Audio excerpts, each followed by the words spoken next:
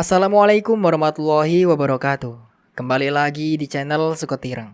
Di kesempatan kali ini saya akan membawakan sebuah cerita yang berjudul Kembalikan Kepala Bayiku. Cerita ini ditulis oleh akun Facebook bernama Autor Senja. Bagi kalian yang ingin bacanya secara langsung, bisa kunjungi link yang sudah sertakan di kolom deskripsi. Sebelum cerita ini dimulai, jangan lupa untuk like, komen, dan subscribe channel ini. Dan juga tekan lonceng notifikasinya, agar kalian semua tidak ketinggalan cerita-cerita terbaru dari kami. Tentunya tak usah berlama-lama lagi. Langsung saja kita masuk ke ceritanya. Sesekali Santoso terkekeh senang teringat kembali akan rencana yang sudah ia siapkan bersama seorang yang menjadi dalang di balik semua ini, agar kebusukan yang mereka lakukan tidak terbongkar dan terjaga dengan aman untuk selamanya, meski mereka harus menghabisi nyawa seseorang sekalipun. Dengan santai Santoso melenggangkan kakinya sembari bersiul dan bersenandung kecil, tidak sabar menunggu besok, melihat hasil rencana yang sudah mereka siapkan berjalan dengan lancar. Aroma nyir darah yang melekat di tubuhnya tidak lagi ia hiraukan. Aroma nyir darah yang melekat di tubuhnya tidak lagi ia hiraukan. Justru aroma nyir darah mampu membuatnya merasa tenang. Sedang asik-asiknya bersenandung dan bersiul, tiba-tiba indera pendengaran Santoso mendengar suara benda tajam yang sepertinya dengan sengaja diseret ke jalan. Dan sepertinya suara itu berada tepat di belakangnya. Mendengar suara aneh itu, sejenak Santoso terdiam, menghentikan langkahnya dengan jantung yang mulai berdetak cepat. Tiba-tiba datang semilir angin berembus menerpa pori-pori kulit, disertai hawa dingin yang seakan-akan menusuk-nusuk ke dalam persendian tulang, membuat tubuh Santoso menggigil dengan bulu kuduk meremang. Dengan keberanian yang ia miliki, dengan cepat Santoso menoleh ke belakang, memastikan siapa seorang yang berada di belakangnya dan dari mana suara aneh itu berasal. Namun anehnya, ketika tubuhnya menoleh sempurna ke belakang, ia tidak menemukan siapapun dan suara aneh itu pun juga ikut menghilang bersamaan saat tubuhnya menoleh ke belakang. Melihat tidak ada siapapun di belakangnya, Santoso menjadi kebingungan sambil menggosok-gosok tengkuknya yang terasa meremang. Santoso celingukan, melihat kesana kemari memastikan jika ada seorang yang bersembunyi dan iseng mengerjai dirinya. Setelah puas melihat kesana kemari memastikan, Santoso tidak menemukan siapapun di tempat itu kecuali dirinya sendiri. Melihat tidak ada siapapun di tempat itu terkecuali dirinya, Santoso kembali ingin melanjutkan langkahnya untuk pulang ke rumah. Belum juga Santoso melangkah, tanpa sengaja dari sudut matanya ia melihat sesuatu di atas pohon bertengger, merangkak dengan mata besar berwarna merah menyala. Santoso menelan salivanya kasar, lalu dengan cepat melihat ke arah pohon di mana ia melihat sosok tadi. Namun lagi dan lagi, setelah melihat dan memastikan tidak ada siapapun atau apapun yang bertengger di pohon itu, di saat bersamaan, di lain sisi seorang yang menjadi penyebab di balik semua tragedi yang terjadi di desa ini dan menjadi dalang utama di balik kematian Arumbi. Diam-diam seseorang yang menjadi dalang utama itu pergi ke suatu tempat dengan cara mengendap-endap, memakai pakaian serba berwarna hitam lengkap dengan sebuah topeng agar tidak ada siapapun yang mengenali dirinya. Tidak lupa juga ia membawa senjata tajam yang sengaja ia bawa untuk menghabisi nyawa seseorang agar rahasia yang mereka lakukan tersimpan dengan aman. Melihat tidak ada apapun atau siapapun yang berada di atas pohon itu, Santoso menjadi kebingungan. Padahal tadi dengan jelas ia melihat dari sudut matanya ada sesosok makhluk dengan mata besar berwarna merah menyala sedang bertengger merayap seperti cicak di atas pohon. Sejenak Santoso terdiam. Dirinya mulai merasa was-was. Entah kenapa setelah ia mendengar suara aneh tadi, Santoso merasa ada sepasang mata besar yang memerhatikan gerak-geriknya dari kejauhan.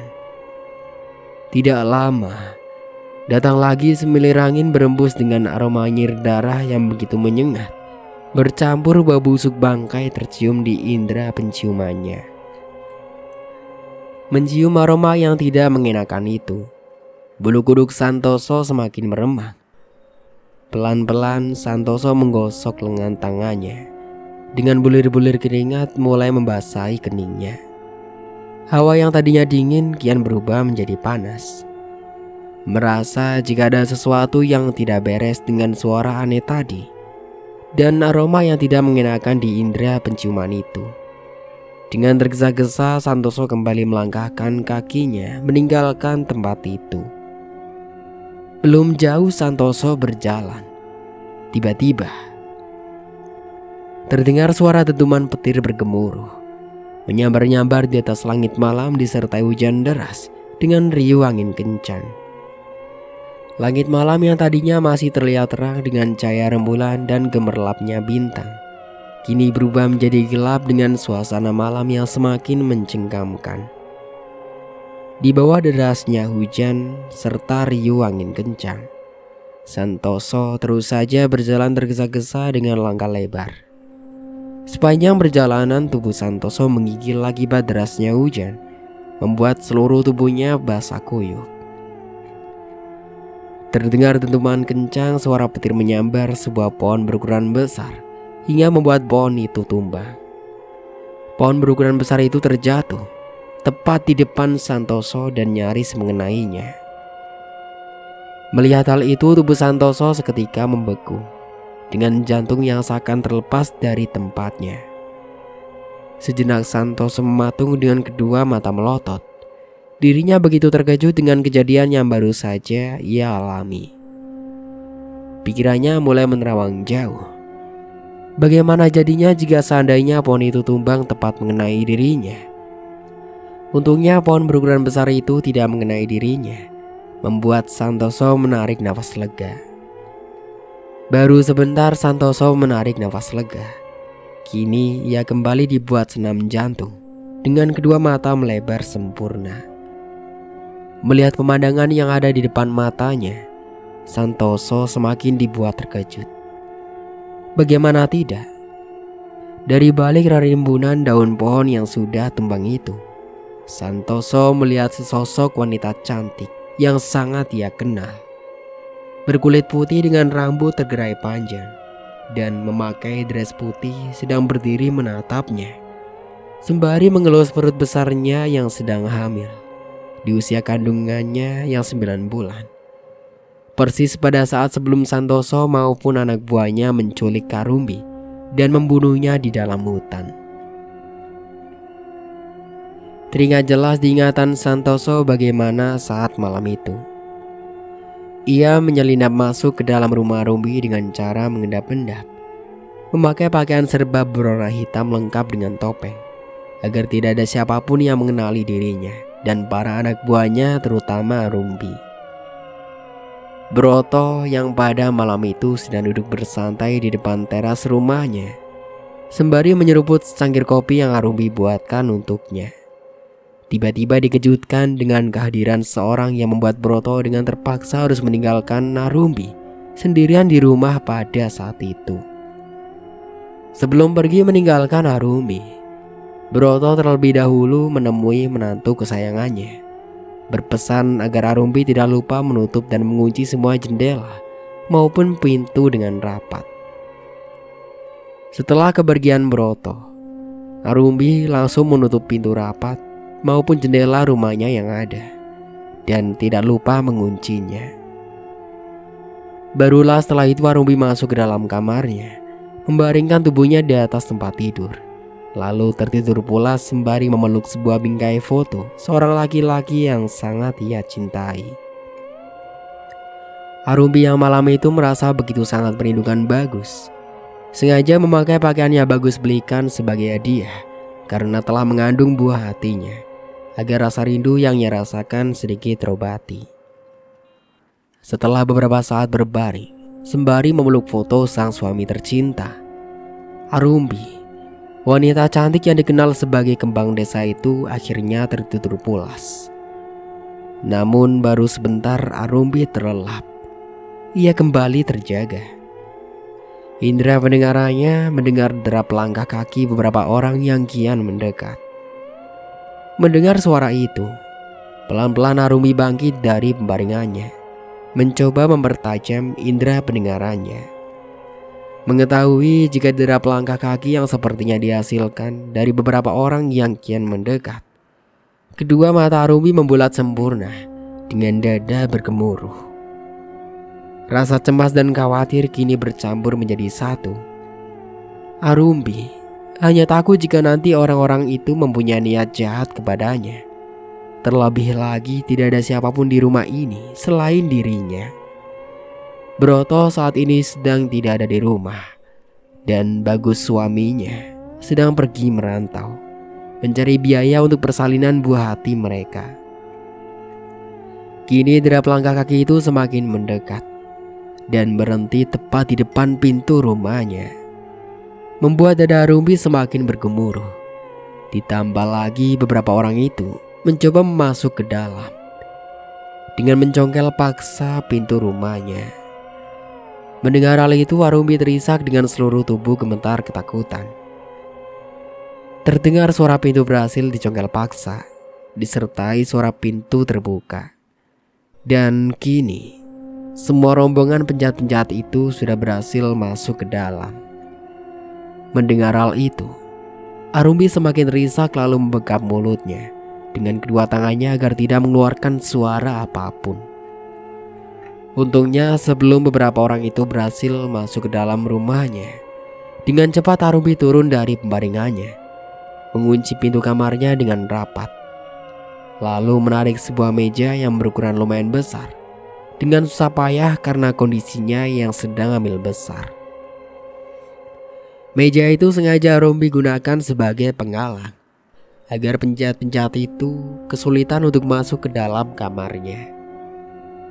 Selain itu juga ia bisa memiliki kesempatan untuk kabur dari cengkeraman para penjahat-penjahat itu melalui jendela yang ada di kamarnya. Cepat, cari wanita sialan itu dan bawa ke hadapanku. Titah kedua komplotan penjahat-penjahat itu, yang tidak lain tidak bukan adalah Santoso, mantan kekasih yang ingin menuntut balas atas tamparan dan penolakan yang Arumbi lakukan kepadanya. Baik bos, jawab anak buahnya bersamaan. Mendengar hal itu, Arumbi semakin gemetar ketakutan. Bulir-bulir bening terus saja mengalir dari sudut mata cantiknya. Rasa panik dan ketakutan yang Arumbi rasakan membuatnya tidak berpikir dengan jernih. Lokasi rumah yang jauh dari pemukiman warga desa semakin membuat Arumbi menangis ketakutan. Tiba-tiba perut besarnya terasa nyeri. Ditambah lagi saat ini usia kandungannya sudah memasuki usia melahirkan. Perutku. Lirik Arumbi pelan seperti berbisik agar suaranya tidak terdengar oleh orang-orang yang terdengar berjumlah 5 orang itu. Dengan tertatih-tatih, sembari menahan rasa nyeri yang kian semakin terasa di perut besarnya, Arumbi mengangkat sebuah kursi kayu yang ada di dalam kamarnya, lalu naik ke atas kursi itu dan berusaha keluar dari jendela kamarnya. Belum sempat Arumbi keluar, ia dikagetkan dengan suara pintu kamar yang mulai didobrak paksa. Dengan terburu-buru, Arumbi berusaha melompat keluar dari jendela kamarnya yang lumayan cukup tinggi. Sampai-sampai Arumbi tidak menyadari jika baju yang ia kenakan tersangkut dan robek tertinggal di jendela kamarnya. Buka pintunya. Kami tahu kau ada di dalam, Arumbi. Ucap Wawan, salah satu anak buah Santoso, sambil tetap menendang-nendang pintu kamar itu dengan kuat. Pintu kamar itu berhasil terbuka. Untungnya sebelum pintu kamar itu terbuka, Arumbi sudah berhasil keluar melompat dari jendela kamarnya, lalu berlari tertati-tati masuk ke dalam hutan dengan nafas memburu dan rasa sakit yang luar biasa di perut besarnya. Melihat tidak ada siapapun di dalam kamar, yang ada hanya jendela yang sudah terbuka lebar, anak buah Santoso langsung berlari cepat mendekati jendela yang sudah terbuka lebar itu, dan terlihatlah di mata para anak buah Santoso Arumbi, wanita cantik sang kemban desa, berlari memegangi perut besarnya masuk ke dalam hutan. Itu dia, cepat kejar wanita sialan itu. Ucap Wawan lalu berlari mengejar Arumbi yang sudah terlebih dahulu masuk ke dalam hutan. Kembali ke Santoso. Arumbi, Gumam Santoso terbelalak dengan detak jantung seakan terhenti, tidak percaya dengan apa yang ia lihat. Sedangkan sosok yang ia lihat hanya tersenyum sinis melihat ke arahnya. Melihat sosok Arumbi sedang berdiri di hadapannya dari balik rimbunan daun pohon yang sudah tumbang, dada Santoso semakin bergemuruh. Tidak lama, sosok Arumbi, wanita cantik yang dikenal sebagai kembang desa, pelan-pelan berubah menjadi sosok makhluk yang sangat menyeramkan. Jantung Santoso seakan terlepas dari tempatnya. Dengan kedua mata membulat sempurna. Tidak pernah terbayangkan oleh Santoso jika sosok Arumbi dengan wujud yang sangat menyeramkan persis seperti apa yang warga desa ceritakan kini muncul di hadapannya. Tubuh Santoso yang tadinya sudah menggigil basah kuyup diterpa derasnya air hujan semakin menggigil ketakutan. Masih tidak percaya dengan apa yang ia lihat. Dengan cepat Santoso mengucap kedua matanya agar pandangannya terlihat jelas. Derasnya air hujan disertai riuhnya angin kencang membuat pandangan Santoso menjadi sedikit buram. Berkali-kali Santoso mengucek matanya, mencoba memfokuskan indera penglihatannya, memastikan jika saat ini ia sedang tidak berhalusinasi. Namun saat Santoso kembali ingin melihat ke arah Arumbi, sosok Arumbi dengan wujud yang sangat menyeramkan itu sudah tidak ada lagi di sana, menghilang entah kemana. Kemana perginya Arumbi? Gumam Santoso semakin terbelalak, celingkukan mencari sosok yang baru saja muncul di hadapannya. Apa kau sedang mencariku, Santoso? Lirih sosok itu tertawa melengking tanpa memperlihatkan wujudnya. Tepat di telinga Santoso, diiringi dengan semilir angin berembus, disertai bau anyir darah bercampur bau busuk bangkai, kembali menyeruak. Kembali Santoso meneguk salivanya kasar. Tenggorokannya terasa tercekat, tubuhnya seakan membeku. Dengan keberanian yang ada, Santoso kembali melihat kesana kemari mencari sosok Arumbi. Namun tidak ada siapapun yang ada di tempat itu kecuali dirinya. Hujan yang tadinya turun dengan derasnya disertai riuh angin kencang, dan petir yang seakan-akan bersaut-sautan belum juga reda. Lolongan serigala terdengar begitu nyaring di telinga Santoso.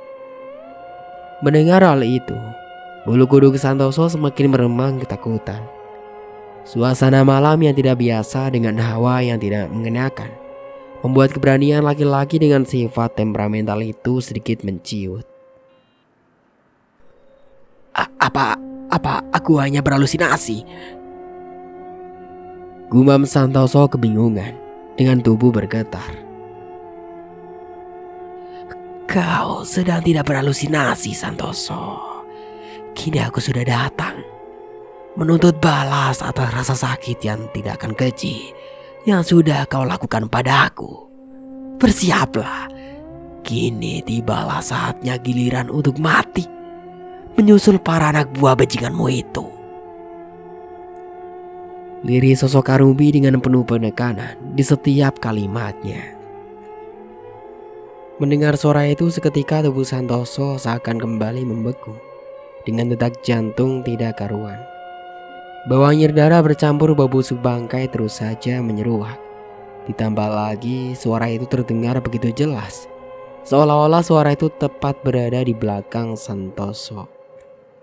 Pelan tapi pasti, kembali Santoso mencoba memberanikan dirinya, membalikkan tubuhnya ke belakang. Namun lagi dan lagi, saat tubuhnya menoleh sempurna ke belakang, tidak ada siapapun atau siapapun di sana. Merasa seperti dipermainkan, Santoso yang memiliki sifat temperamental dengan cepat tersulut emosi. Muncul kau wanita sialan. Apa kau pikir dengan cara seperti ini kau bisa menakutiku? Tidak semudah itu, Arumbi. Ucap Santoso lantang menantang Arumbi. Belum lama Santoso berucap seperti itu. Tiba-tiba Santoso merasa ada tangan kasar dengan kuku panjang menyentuh tubuhnya, lalu merayap ke atas sampai ke lehernya. Dengan cepat Santoso menoleh lagi ke belakang. Lagi dan lagi ia tidak melihat siapapun, dan itu membuat Santoso semakin emosi. Keluar kau setan sialan. Muncul kau di hadapanku sekarang.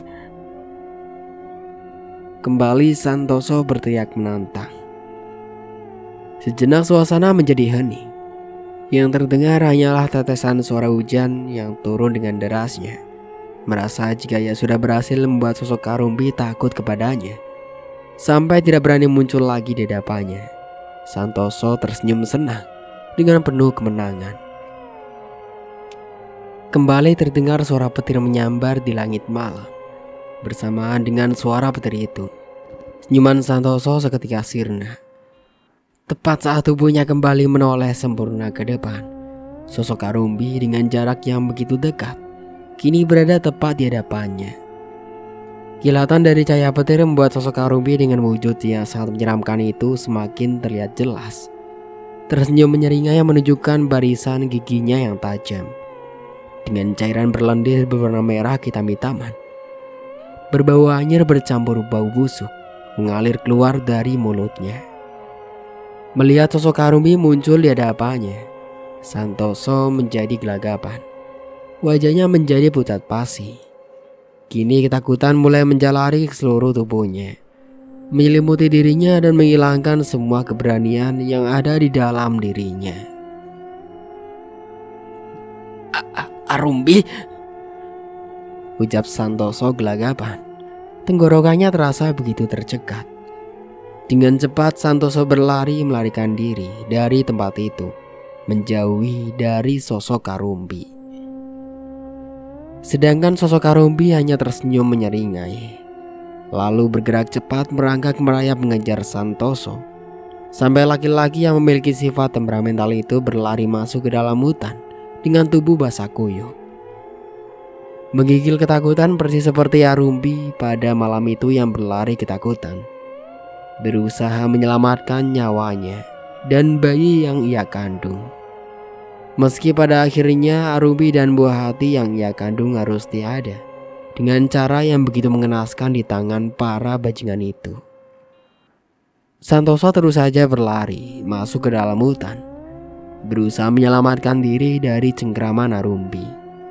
Namun anehnya, semakin ia berlari justru membuatnya malah semakin masuk ke dalam hutan, menuju ke suatu tempat.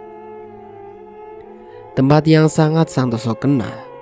Tempat yang menjadi saksi bejat ia dan para anak buahnya memperkosa, membunuh, dan memutilasi tubuh Arumbi menjadi potong-potongan kecil. Lalu membuang tubuhnya ke dalam aliran deras sungai yang terdapat banyak buaya berukuran besar di dalamnya. Merasa ada sesuatu yang aneh, Santoso berusaha menghentikan langkah kakinya.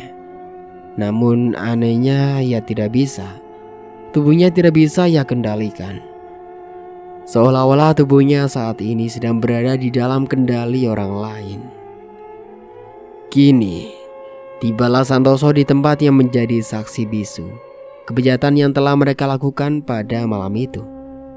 Sesampainya di tempat itu, kedua mata Santoso terbelalak lebar. Melihat ada 2 jasad yang sudah membusuk dipenuhi belatung dan binatang kecil menjijikan lainnya. Binatang-binatang kecil itu menggeliat, mengerumuni kedua jasad dengan kondisi yang begitu mengenaskan dan anggota tubuh yang tidak utuh lagi. Lihatlah Santoso, bagaimana nasib kedua anak buah bajinganmu yang kini telah tewas dengan cara yang begitu mengenaskan.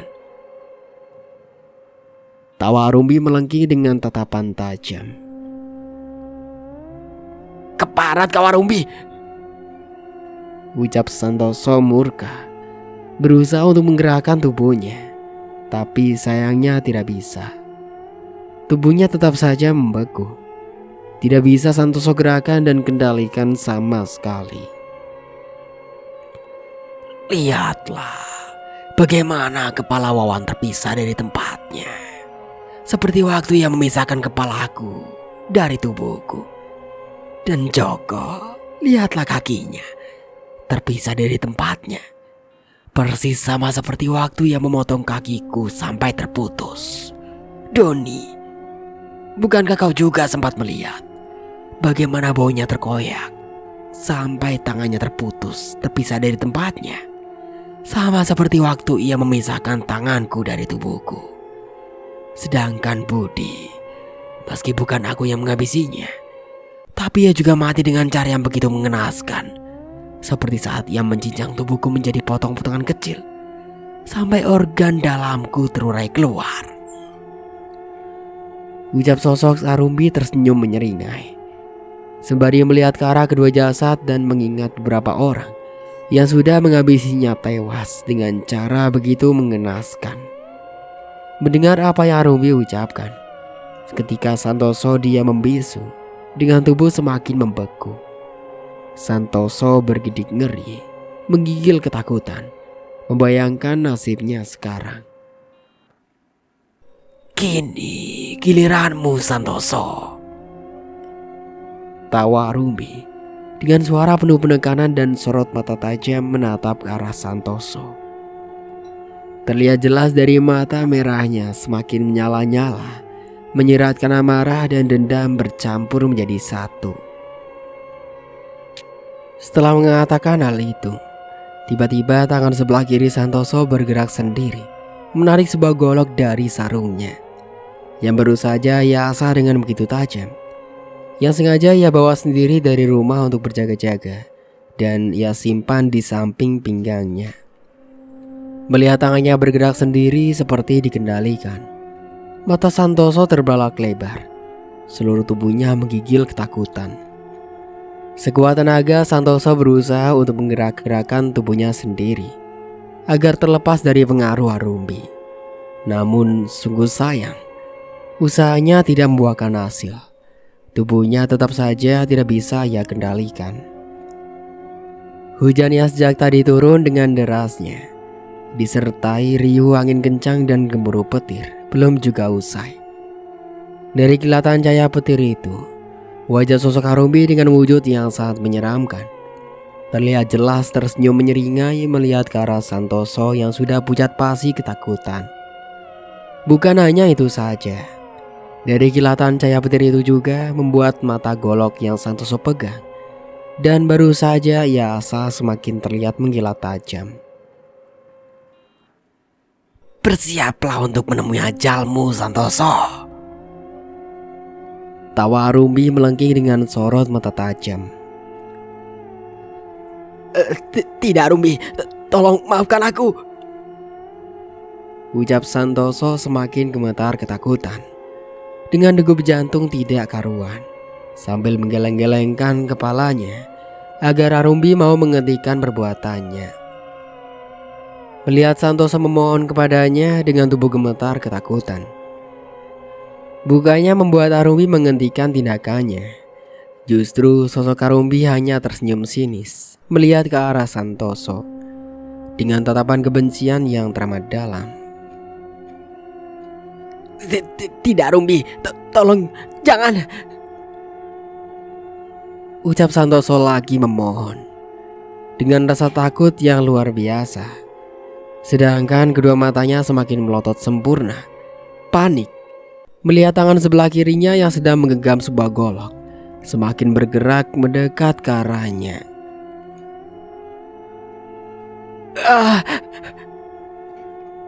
Teriak Santoso kencang mengerang kesakitan. Seakan-akan suaranya bergema di dalam hutan lebat itu. Bagaimana tidak, sebuah golok dengan ujung mata yang begitu tajam mengkilat yang Santoso genggam di sebelah tangan kirinya bergerak sendiri memotong anggota tubuhnya sampai tangan sebelah kanannya terputus dan terjatuh tergeletak ke tanah. Seketika tubuh Santoso menggelepar ke tanah, mengejang kuat seperti seekor cacing yang terkena abu.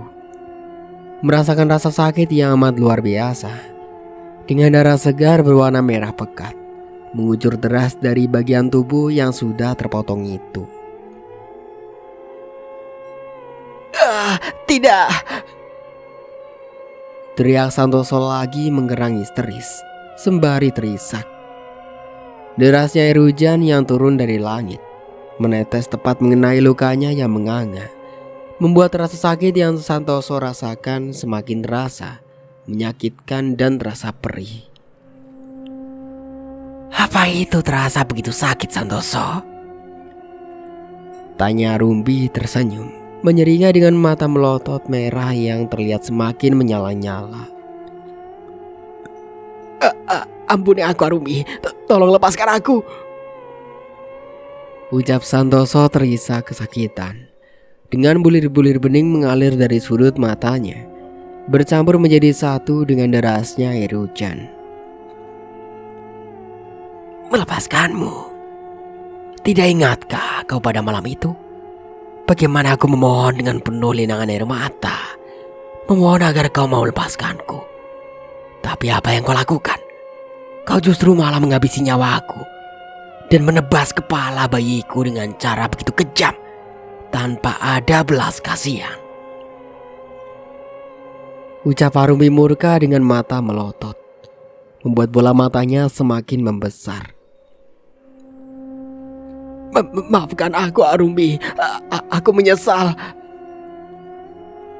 Ucap Santoso lagi mengiba, berharap agar Arumi mau memaafkannya, melepaskannya, dan membiarkannya pergi dari hutan terkutuk ini. Bersiaplah, Santoso. Kini ajalmu semakin mendekatimu. Ucap Arumi menyeringai, penuh penekanan. Tidak, Arumi, jangan.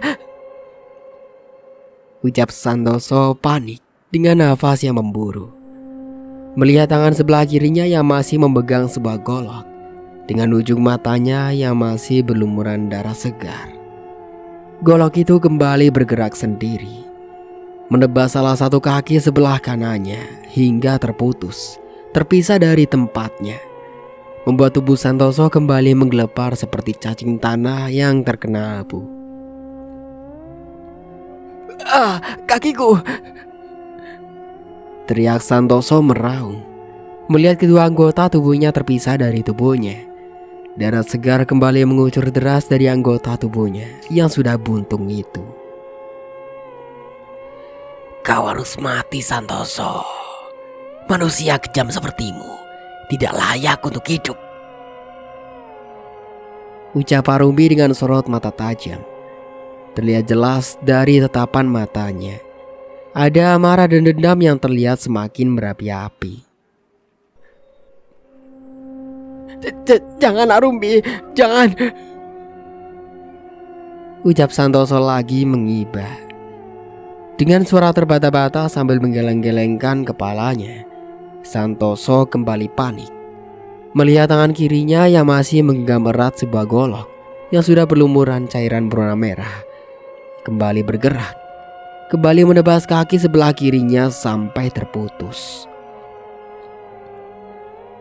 Tidak! Teriak Santoso kencang, kembali meraung kesakitan dengan linangan air mata. Melihat Santoso meraung kesakitan, Arumi hanya tersenyum menyeringai lebar. Maafkan aku, Arumi. Aku menyesal. Aku mengaku salah. Tolong ampuni aku. Ucap Santoso memohon dengan suara terbata-bata. Nafasnya mulai tersendat-sendat dengan tubuh yang mulai melemah, menyesali semua perbuatan yang telah ia lakukan pada saat itu. Api dendam telah menguasai dirinya, membuatnya gelap mata dan membuatnya buta, sampai nekat berbuat hal yang tidak bermanusiawi kepada Rumbi dan bayi yang tidak berdosa itu. Tidak ada ampun bagimu, laki-laki bajingan. Nyawa harus dibayar dengan nyawa. Kau harus mati, Santoso. Ucap Rumbi tertawa melengking dengan sorot mata semakin tajam. Lalu tiba-tiba sebuah golok yang masih Santoso pegang kini kembali bergerak sendiri dan menancap ke dalam perut yang hingga tembus ke belakang. Tubuh Santoso kembali mengejang kuat. Kedua matanya melotot memutih sempurna ke atas. Dengan nafas yang kian melemah, darah segar terus mengucur deras keluar dari tubuhnya, membuat tubuh Santoso semakin tergeletak melemah. Maafkan aku, Rumbi. Ucap Santoso lemah dengan hembusan nafas yang kian tersendat-sendat. Mendengar Santoso kembali mengibah, membuat sosok Rumbi merasa muak, lalu merangkak cepat, merayap mendekati tubuh lemah laki-laki yang sudah tidak utuh lagi itu. Mencengkeram kepala Santoso sampai kuku runcing berwarna hitam itu menembus masuk menusuk kepala Santoso. Darah segar kembali mengucur dari kepala Santoso bercampur dengan cairan otak. Sosok Rumbi menyeret tubuh Santoso, membawanya ke sebuah sungai yang mengalir deras. Terdapat banyak buaya berukuran besar di dalamnya, lalu melemparkan tubuh buntung Santoso ke dalam sungai itu. Sebuah sungai di mana para anak buah Santoso membuang tubuh Rumbi yang sudah dimutilasi menjadi potongan-potongan kecil dan membuangnya ke dalam sungai itu. Di sisi lain, tanpa Rumbi sadari pada saat ia membalaskan dendamnya kepada Santoso, seseorang yang menjadi dalang utama di balik kematiannya dan membuatnya terpisah dengan Bagus, laki-laki yang sangat ia cintai, kini sudah berhasil masuk ke dalam kediamannya dan berhasil melukai Bagus pada saat laki-laki malang itu terlelap sembari memeluk sebuah bingkai foto setelah lelah menangisi kepergian sang pujaan hati. Seseorang itu dengan kejamnya menusuk perut Bagus berkali-kali dengan sebuah senjata tajam yang sebelumnya sudah ia lumuri racun terlebih dahulu. Siapa kau? Ucap Bagus kesakitan dengan suara terbata-bata sembari memegangi perutnya yang sudah berlumuran darah. Cairan berwarna merah pekat itu terus saja merembes keluar, menggenangi tubuh Bagus di atas pembaringannya. Bukannya menjawab, laki-laki yang memakai pakaian serba berwarna hitam lengkap dengan topeng hanya terdiam dan justru kembali ingin menusukkan senjata tajam yang masih ia pegang ke arah Bagus. Untuk sementara aku cukupkan dulu ceritanya sampai di sini. Jangan lupa untuk like, komen, dan subscribe channel ini, dan juga tekan lonceng notifikasinya agar kalian tidak ketinggalan cerita-cerita dari kami. Sampai jumpa kembali di part berikutnya. Saya Mang Dayun pamit undur diri. Kurang lebihnya mohon maaf. Wassalamualaikum warahmatullahi wabarakatuh.